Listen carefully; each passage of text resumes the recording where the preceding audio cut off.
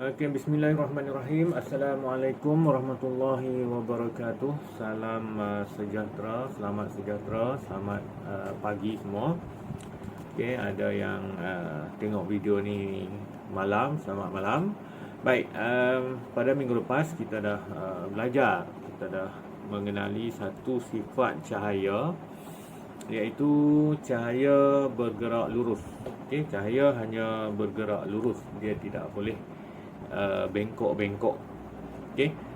Baik.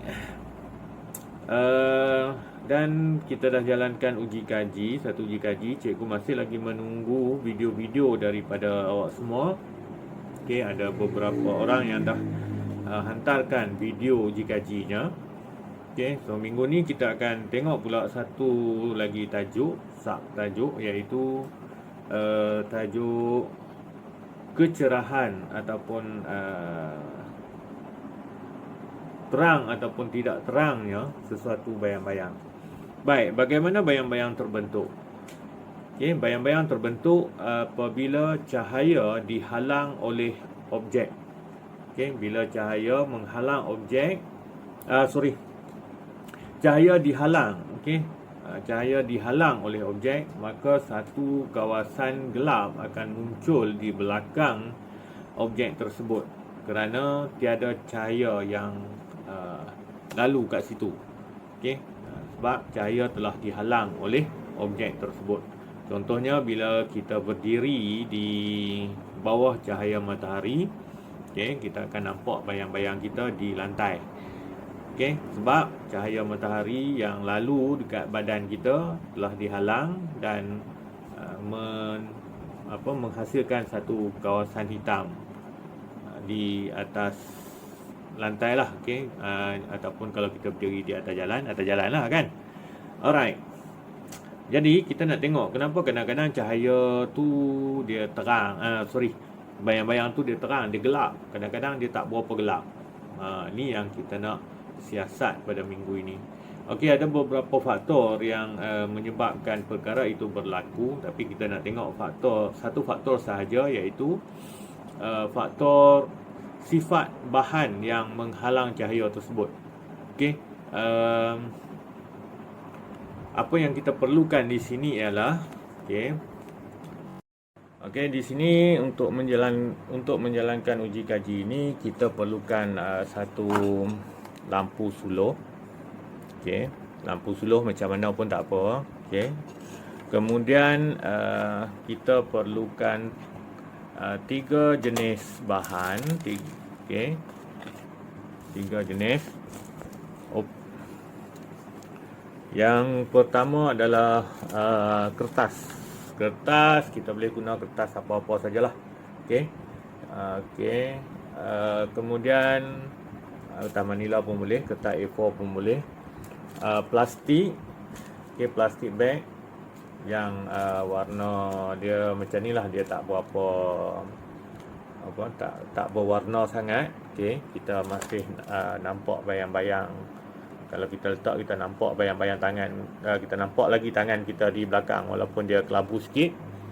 Dan satu lagi ialah plastik yang jernih, yang betul-betul jernih, kita nampak jelas tangan kita. Okey, beza kan. Yang ni, okey, yang atas ni kita nampak jelas, yang bawah ni dia kurang jelas. Okey, kenapa macam ni? Ini adalah sifat, kita panggil sifat bahan ini. Yang pertama ni ialah kita panggil legap. Sifat dia legap. Legap ni maksudnya dia tidak membenarkan cahaya menembusinya. Okey, tak ada langsung cahaya boleh tembus. So kalau kita letak apa-apa kat belakang ni, kita dah tak nampak dah. Okey, kita dah tak nampak apa yang ada di belakang kertas. Ini maksud legap.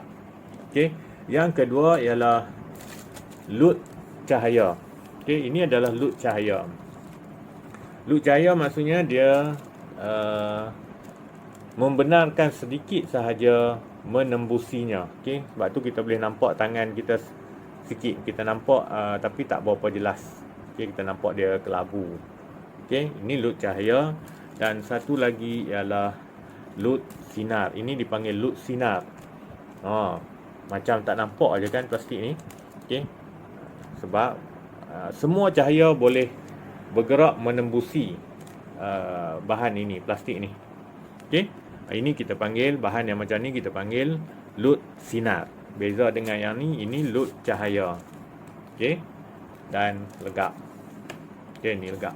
So 3 benda ni perlu ada, awak perlu carilah.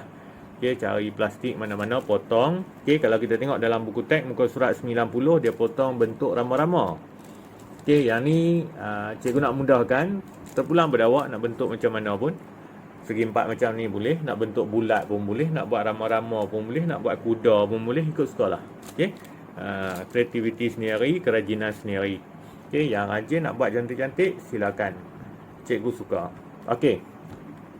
Sekarang kita tengok macam mana bayang-bayang terbentuk apabila cahaya bergerak ataupun cahaya dihalang oleh ketiga-tiga objek ini.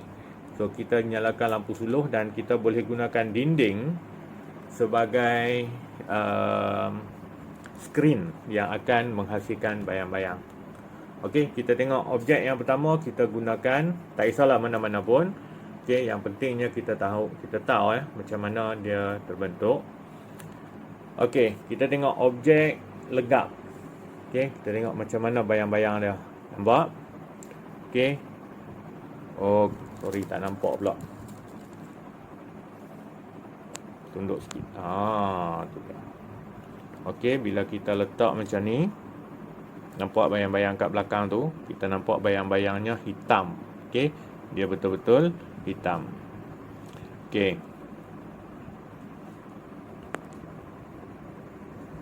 Okey, nampak?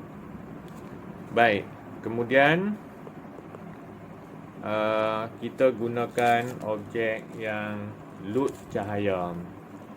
Okey, kita tengok lut cahaya. Oh, cahaya ni pun terang sangat kan. Okey. Dia kena ke depan sikit. Lampu cikgu terang sangat. Oh, kita alright. Kurang terang sikit. Okey. Lut cahaya kita nampak dia ada sedikit bayang-bayang dia tak berapa terang. Dia ada sikit kan. Tapi dia tak berapa terang sangat. Okey, hitam dia tu tak terang sangat. Okey, dia dah muncul kat situ. Okey. Dan objek yang ketiga ataupun bahan yang ketiga kita akan gunakan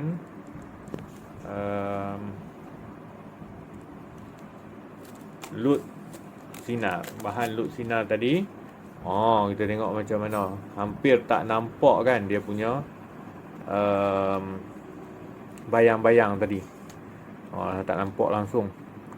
Nampaklah sikit kan. Hampir tak nampak sebab semua cahaya daripada lampu suluh dapat menembusi objek lut sinar ini.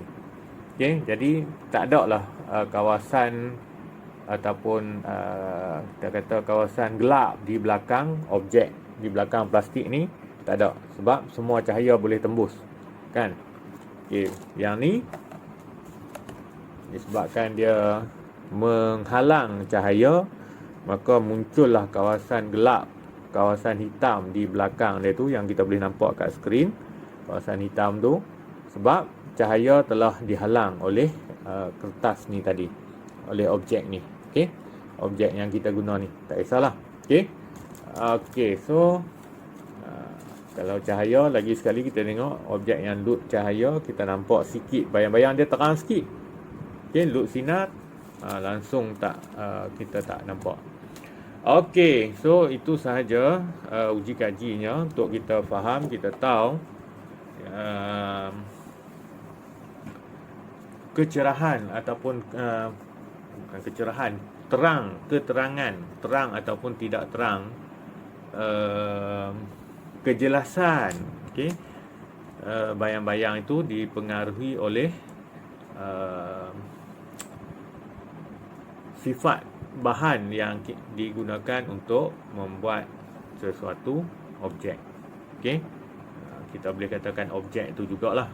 Okey, kalau objek itu dia bersifat legap, bayang-bayang tak boleh tembus, cahaya tak boleh tembus, dan bayang-bayang dia sangat jelas. Okey, lut cahaya, sifat lut cahaya, sebahagian cahaya sahaja yang boleh tembus, maka sebahagian lagi akan menghasilkan satu kawasan gelap di belakang objek tersebut, dan bayang-bayang yang terhasil adalah tak berapa terang, okey, kurang jelas. Dan yang ketiga adalah objek yang lut sinar, okey, semua cahaya tembus dapat menembusi objek lut sinar ini, maka kawasan hitam ataupun bayang-bayang tadi menjadi sangat tidak jelas. Okey, kadang-kadang kalau dia betul-betul jernih plastik ni, kita mungkin tak nampak langsung bayang-bayang. Okey, bergantung kepada tahap dia lah. Okey. Okey, itu sahaja. Jadi saya minta awak cuba buat aktiviti ni. Okey, untuk kita tahu sendiri, kita tengok sendiri, awak tengok sendiri bagaimana kejelasan bayang-bayang itu terbentuk. Okey, dan jangan lupa rekodkan video, hantar pada cikgu. Okey. Sekian, terima kasih. Assalamualaikum.